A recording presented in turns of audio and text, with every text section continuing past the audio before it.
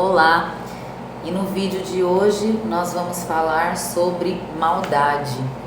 E aí eu vim trazer para vocês um texto que eu fiz, fazendo uma reflexão sobre a obra da Hannah Arendt, uma filósofa que eu gosto muito, que tem um estudo muito interessante a respeito da origem do mal, da maldade que habita em nós e como isso se banalizou com o tempo, como a maldade foi se tornando algo banal nas nossas vidas, trazendo toda essa reflexão nessa conversa que eu vou ter com vocês, obviamente para os dias de hoje. E a reflexão é a seguinte, né? Será que nós ainda podemos trazer para os dias de hoje para tentar entender toda a crueldade, todos os atos cruéis e maldosos que acontecem hoje? Será que a gente consegue fazer um link com todas essas atrocidades que já foram feitas no passado? Será que tudo isso de ruim que aconteceu no passado ainda tem algo a nos ensinar e ainda tem algo a nos dizer a respeito de toda a crueldade que a gente ainda assiste acontecer, né, na nossa vida, no nosso dia a dia, no nosso país, nos outros países, no planeta? E aí eu trouxe a obra dela para a gente poder refletir sobre a maldade que existe em nós, inclusive a forma como ela se manifesta ainda hoje.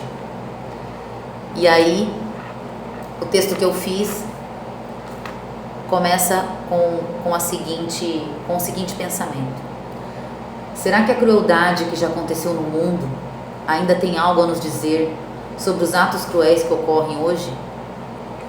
A desculpa nazista de Eichmann, um dos arquitetos da solução final de Hitler, responsável pela logística dos trens que levavam os judeus para os campos de concentração, o arquiteto da solução final, a desculpa nazista de Eichmann em seu julgamento em Israel tornou visível o maior mal do mundo, aquele que não é perpetrado por ninguém. Não é responsabilidade de ninguém, não é a minha responsabilidade. Eu estava apenas cumprindo ordens.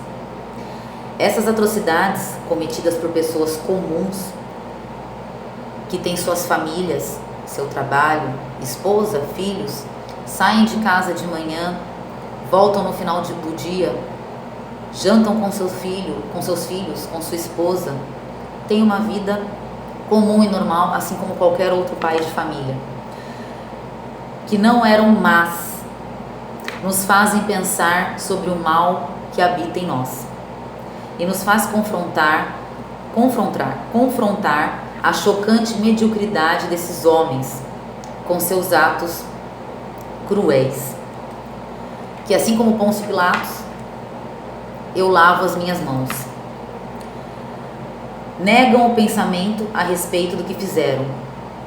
Pensar é tentar entender. Entender é diferente de perdoar. Eichmann, assim como todo homem com suas faculdades mentais em ordem, era capaz de pensar. E sendo assim, poderia questionar as ordens que lhe eram dadas, mas não o fez. Afinal, ele estava apenas cumprindo ordens. Ele era capaz de ter juízos morais, mas não os teve, porque estava apenas cumprindo ordens. Ele não era movido pelo ódio por judeus, como a maioria dos outros nazistas, mas mesmo assim fazia o seu trabalho, porque ele estava apenas cumprindo ordens. Não se considerava culpado pelas mortes de milhões de judeus nesses campos de concentração. Afinal, ele estava apenas cumprindo ordem. E ele foi o único a ser julgado e condenado, aliás, em Israel, pelos crimes que cometeu no nazismo. Ele foi o único. A incapacidade de pensar fez com que homens comuns, assim como Eichmann, cometessem atos bárbaros contra a humanidade. A manifestação do ato de pensar torna possível distinguir o bem do mal, o belo do feio, a capacitar pessoas a evitar catástrofes, nesses raros momentos em que se permitiu pensar. Nos proporciona coragem para questionar, tirando-nos de um lugar de rasidão, de um bom funcionário que acata todas as ordens, mesmo quando isso vai destruir o outro, porque ele é um bom funcionário e só está cumprindo ordens. Como Eichmann fazia, pelo telefone, de dentro do seu escritório, apenas dando orientações para como os soldados deveriam fazer para lotar os vagões de pessoas, para mandar para campos de concentração, para serem mortos em câmaras de gás e depois queimados nos fornos que foram fabricados para isso, para o extermínio de mais de 7 milhões de judeus. Pensando no hoje, estamos vivendo um momento delicado, de violência, de preconceito, de desrespeito, racismo, crueldade e morte. É preciso voltar a Hannah Arendt e a Eichmann para não nos deixar esquecer tudo o que ele fez, o que o nazismo fez. Para não nos deixarmos esquecer até onde os homens podem chegar, para que outros Eichmanns não ressurjam entre nós, se é que já não ressurgiram. Cabe a reflexão de cada um de nós a respeito da maldade que habita em nós. Não é necessário ser um ditador cruel e manifesto e até declarado para iniciar guerras ou destruir a vida de outras pessoas. Podemos fazer isso apenas dando ordens ou cumprindo ordens de trás da nossa mesa por um simples telefone, como Eichmann fez quando era arquiteto da solução final e um dos melhores funcionários de Hitler. E isso, em última análise, é sem dúvida banalizar o mal. Freud, quando fez uma reflexão na sua obra Mal-Estar na Cultura sobre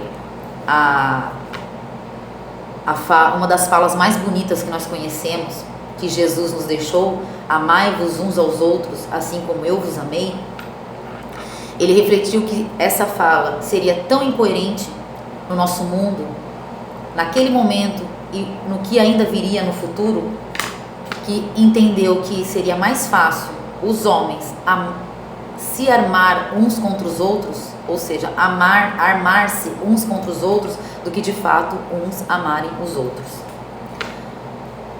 E concluiu: pensando em todo tipo de violência que já assolou o mundo, os atos cruéis que submetem o outro à dor, a sofrimento, à humilhação, ele concluiu: o mal está em nós, mas ele também é incentivado e estimulado pela nossa sociedade e cultura.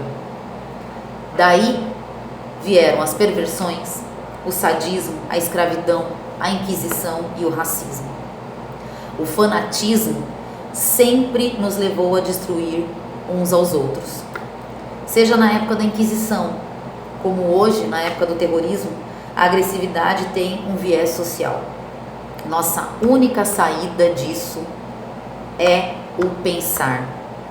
Pensar a tolerância, o respeito pelo outro e de que forma nós vamos sublimar aquilo que temos de mais agressivo dentro de nós, para que não possamos destruir por meio de atos cruéis o outro.